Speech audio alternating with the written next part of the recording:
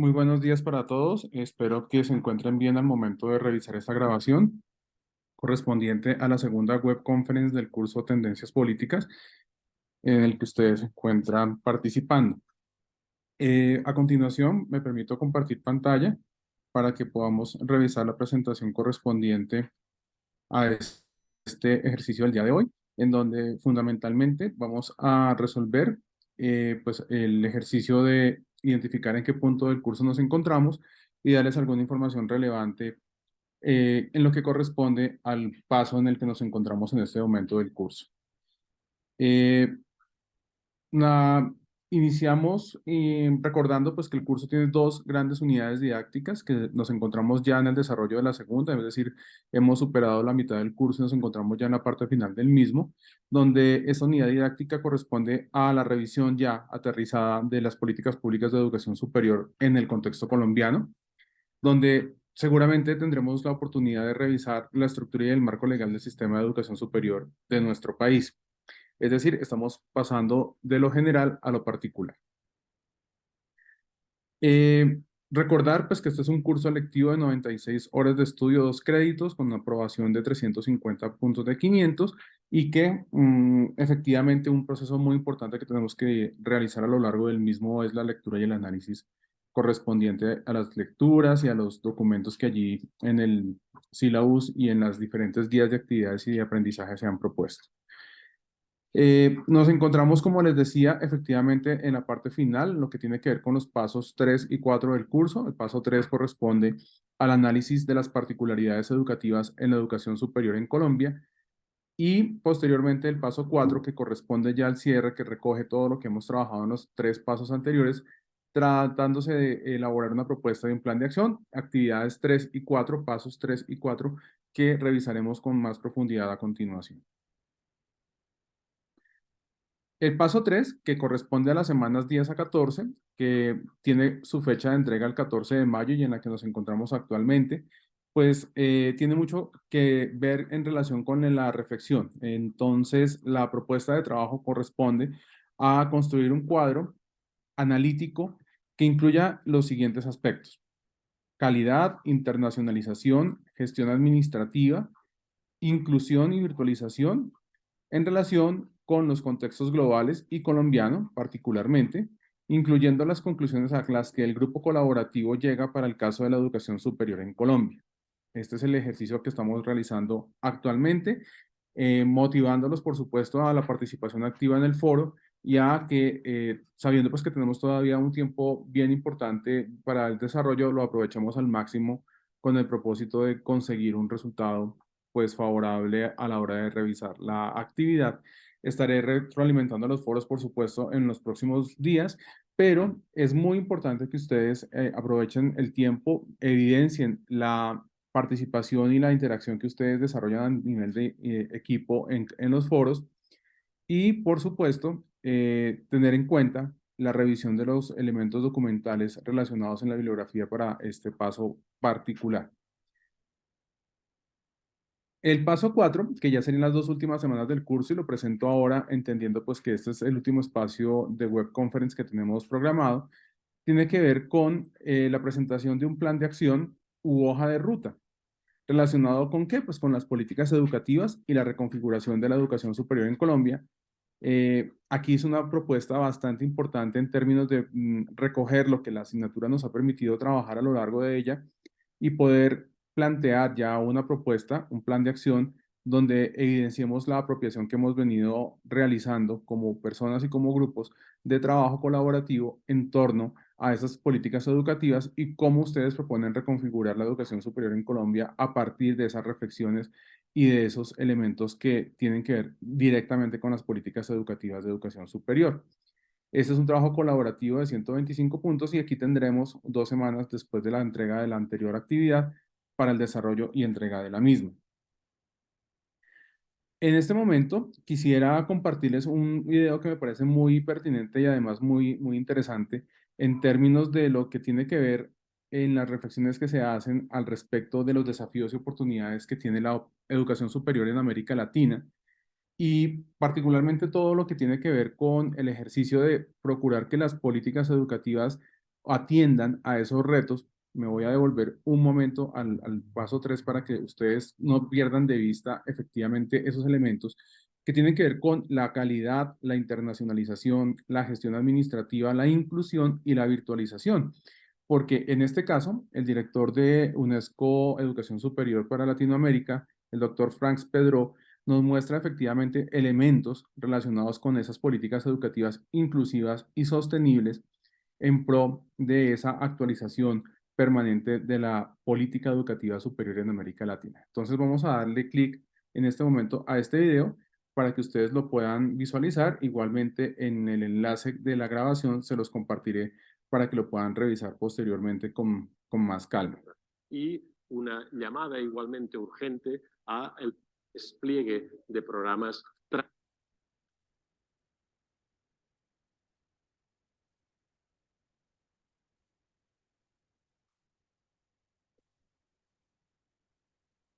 Vamos a compartir esta pestaña, compartir sonido y optimizar. Compartir y vamos a darle iniciar al video.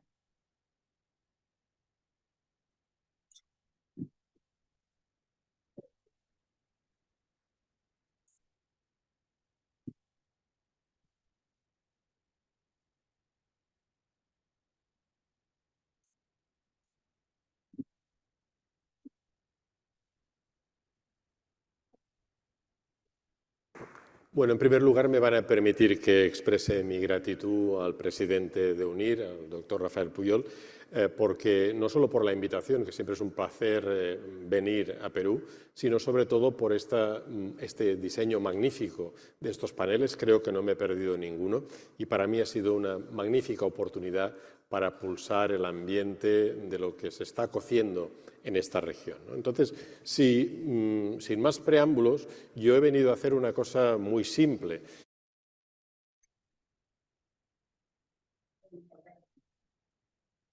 Que es intentar pasar revista de una manera rápida y espero que también bien documentada al estado actual de la educación superior en América Latina y el Caribe. En el poco tiempo que lógicamente tengo, no voy a poder profundizar, pero sí me gustaría que se llevaran algunos datos que a mi juicio son tremendamente indicativos de la situación en la que vivimos. Voy a pasar de hablar del presente más inmediato al pasado más reciente, que por desgracia sigue siendo presente, y terminaré, espero, con una nota positiva y optimista acerca del futuro. Bien, no lo vimos venir, ni estábamos preparados para esto. Creo que cuando hablamos, lógicamente, de esta situación en la que todavía, hay que recordarlo, todavía estamos inmersos en buena parte de la región, es importante darse cuenta de que tal vez no lo previmos, pero ahora empezamos a tener algunas indicaciones de algo que debería hacernos pensar de que cuando volvamos a las aulas no podemos hacer como Fray Luis de León, que después de pasar años en la cárcel se colocó en el púlpito y empezó diciendo de nuevo, como decíamos ayer. No, yo creo que hay algunos elementos que nos deben obligar a revisar dónde estamos. Miren, esta es una cifra que habla de la pérdida de estudiantes en el proceso de matrícula en el sistema de educación superior de Estados Unidos para el próximo curso académico. Es una cifra que puede parecer pequeña en términos de pérdidas, no apenas es el 5%, representa aproximadamente 600.000 estudiantes que estaban allí antes de la pandemia y que no vuelven. Nuestras estimaciones en el Instituto es que para la región, para América Latina y el Caribe, esta cifra, según los países, oscilará entre el 10 y el 15% de pérdidas. Esto es un dato, lo que yo les doy para la región es una estimación. Segundo elemento, no solo hemos perdido estudiantes, hemos perdido también probablemente muchos aprendizajes. De nuevo, tomando datos, en este caso de Estados Unidos, de los propios estudiantes, autodeclaraciones, ellos mismos juzgan que en un 50% haber perdido aprendizajes por comparación a lo que habría sido el seguimiento de esos cursos en condiciones normales. Miren, para América Latina también nosotros hemos estimado que según el programa y el perfil del estudiante, la pérdida de aprendizajes puede ser en algún lugar entre un 10 y un 15%. Es también bastante impresionante por el efecto que esto va a tener en el futuro. Y algo, es decir, hemos perdido estudiantes, hemos perdido aprendizajes, pero además algo que nos recuerda la importancia justamente de la experiencia holística que el estudiante debe vivir a su paso por la universidad, es que algo que descubrimos escasamente hace no más de 9 meses, es que también los estudiantes, el profesorado, el personal de administración y servicios están y vienen sufriendo, ¿verdad? Y esto tiene mucho que ver justamente con la pérdida de esos equilibrios socioemocionales que son condición absolutamente imprescindible para poder disfrutar de los procesos de enseñanza y aprendizaje.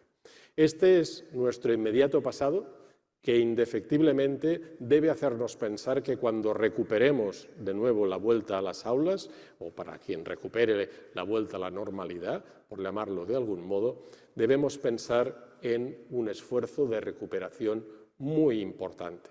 No volver a hacer las cosas como las hacíamos, sino intentar ayudar, tanto como sea posible, a recuperar estudiantes. Y tengan bien presente esto. En los países desarrollados, los estudiantes que no vuelven generalmente son chicos. En América Latina, desgraciadamente, serán chicas que, como saben muy bien, eran predominantes en nuestras aulas. Además, la probabilidad de no volver es directamente proporcional inversamente proporcional a los ingresos. Es decir, cuanto más pobre es uno, más probable es que no vuelva a la universidad. Hay que hacer un esfuerzo y hay que hacer un esfuerzo también de recuperación de esos aprendizajes, pero sobre todo hay que recuperar esa idea de que una universidad es un universo, en definitiva, una sociedad en la que conviven docentes y estudiantes para aprender, enseñar e investigar en un contexto absolutamente equilibrado, ¿verdad? Eso es lo que hay que volver a recuperar. Bien. Este es el pasado. La semana pasada celebramos el Congreso Mundial de Educación Superior en Barcelona. Es un congreso que la UNESCO convoca una vez cada 10 años y el objetivo fundamental era no solo hacer una revisión de en qué punto está la educación superior en todo el mundo, sino además también intentar diseñar una agenda para la próxima década. ¿Qué nos dejó?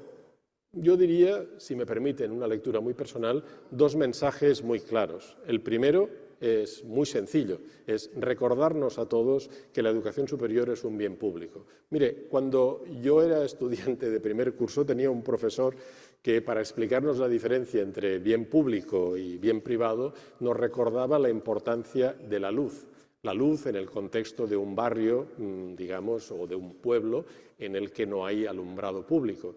Y nos decía, cuando uno quiere salir a la calle en una situación en la que no hay luz, puedes tomar 2 caminos. Una, te compras una linterna y, lógicamente, la potencia, la calidad de la linterna dependerá de tu capacidad económica o, sencillamente, digamos, te organizas para que el pueblo, el barrio, tenga alumbrado público.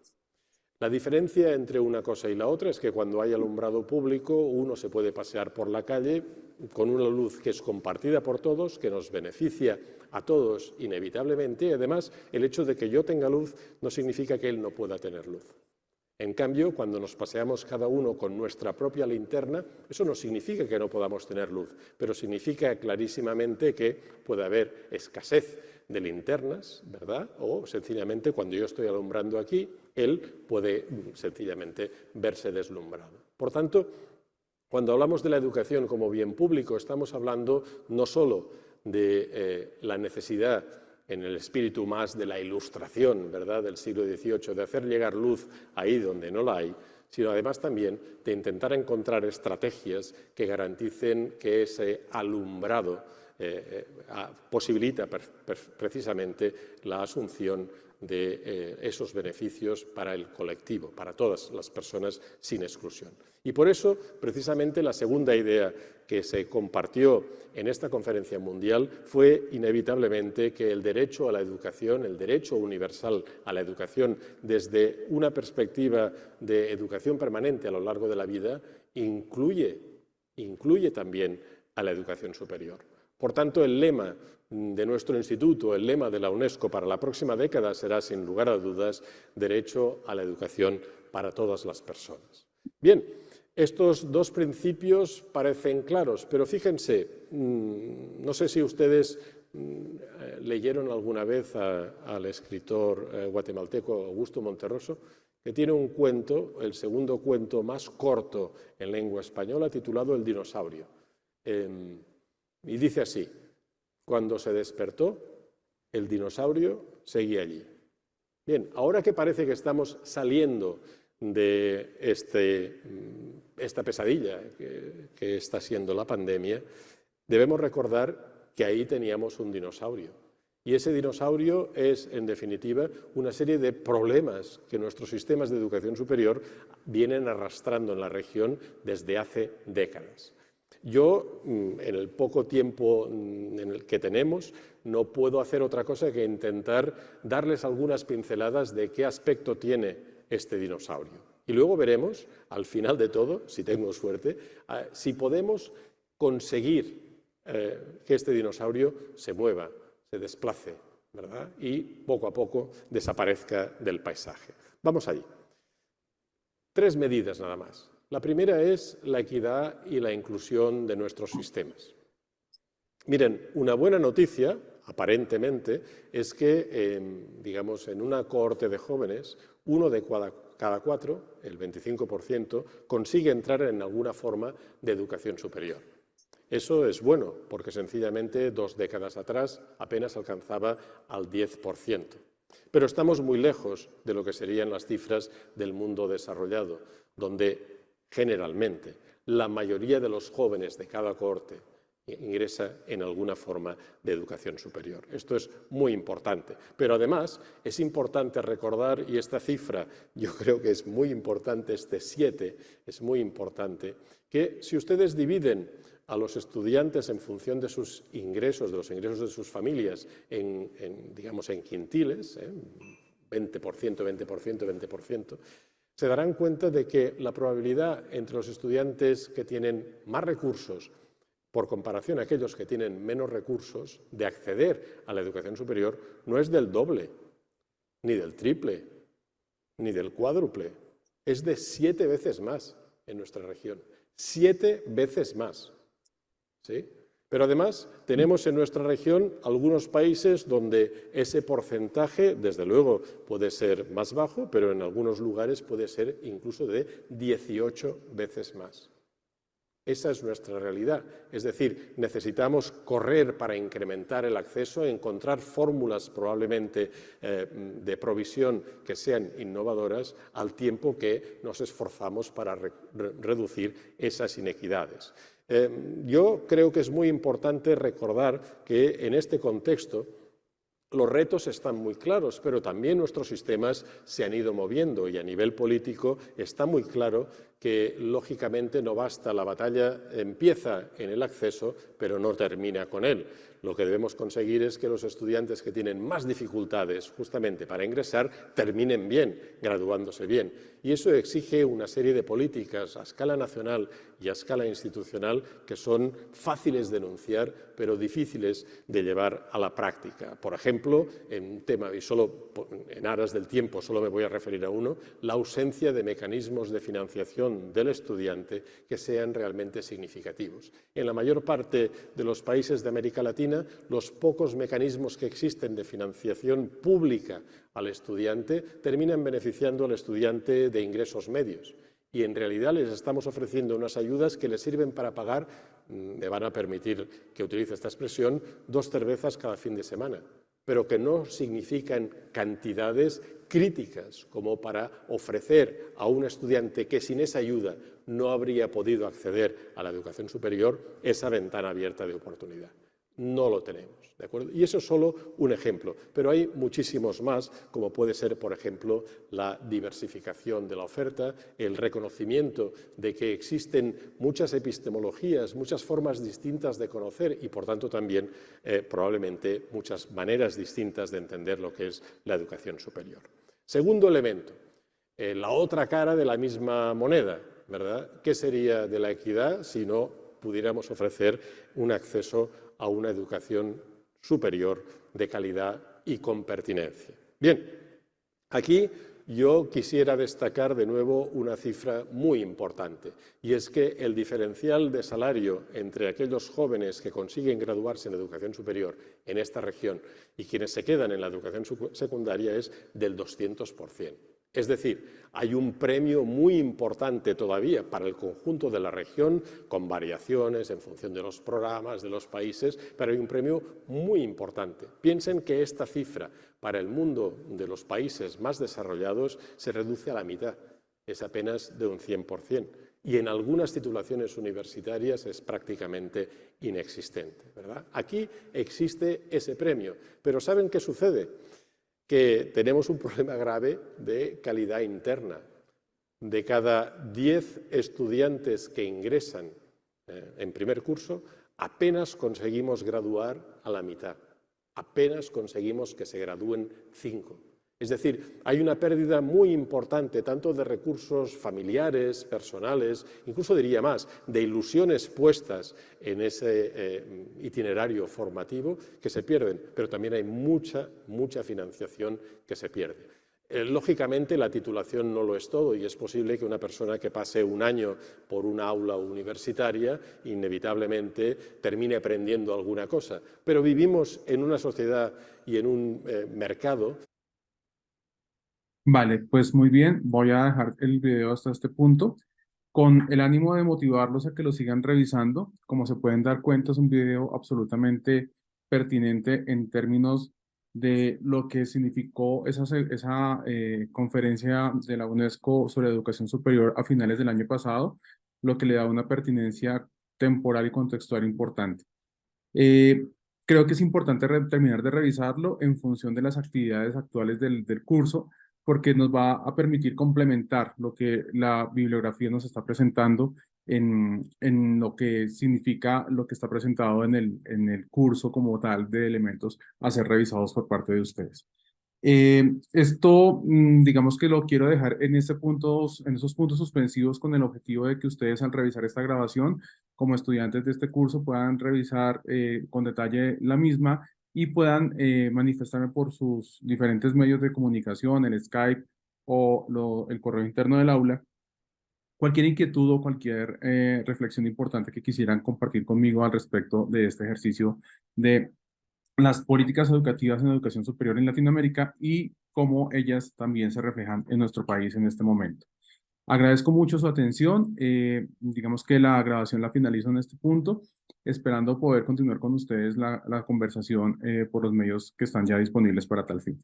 Agradezco mucho su atención y les deseo un muy feliz día. Que estén muy bien.